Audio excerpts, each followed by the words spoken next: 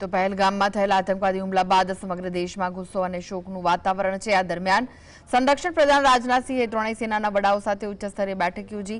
રાજનાથસિંહે સંબોધન દરમિયાન કહ્યું કે પહેલગામમાં પ્રવાસીઓને નિશાન બનાવતા આતંકવાદીઓ દ્વારા કરવામાં આવેલા કાયરતાપૂર્ણ હુમલામાં આપણા દેશે ઘણા નિર્દોષ નાગરિકો ગુમાવ્યા। આ અત્યંત અમાનવીય કૃત્ય છે। વધુમાં રાજનાથસિંહે કહ્યું કે ભારત એટલી જૂની સભ્યતા અને એટલો મોટો દેશ છે કે તેને આવી કોઈ પણ આતંકવાદી પ્રવૃત્તિઓથી ડરાવી શકાય નહીં। આવા કૃત્યો માટે જવાબદાર લોકોને નજીકના ભવિષ્યમાં બહુ જલ્દી કડક પ્રતિક્રિયાનો સામનો કરવો પડશે। તેમણે કહ્યું કે આતંકવાદીઓને એવો જવાબ મળશે કે દુનિયા જોશે। મેં કાવતરાખોરોના તમામને શોધીને કાઢવામાં આવશે અને નાપાક કાવતરું ઘડનારાઓને બક્ષીશું નહીં। અમે કડક જવાબ આપીશું અને કોઈ પણ ગુનેગારને છોડીશું નહીં।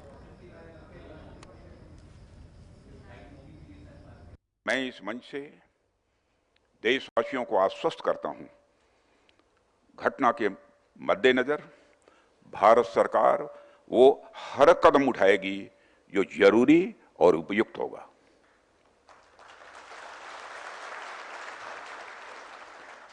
और हम सिर्फ उन लोगों तक नहीं पहुंचेंगे जिन्होंने इस घटना को अंजाम दिया है, हम उन तक भी पहुंचेंगे जिन्होंने पर्दे के पीछे बैठकर हिंदुस्तान की सरजमी पर ऐसी नापाक हरकतों की साजिशें रची हैं। ये हरकतों का जिम्मेदार और इसके जिम्मेदार लोगों को आने वाले कुछ ही समय में जोरदार तरीके से नजर आएगा। मैं देशवासियों को आश्वस्त करना चाहता हूं।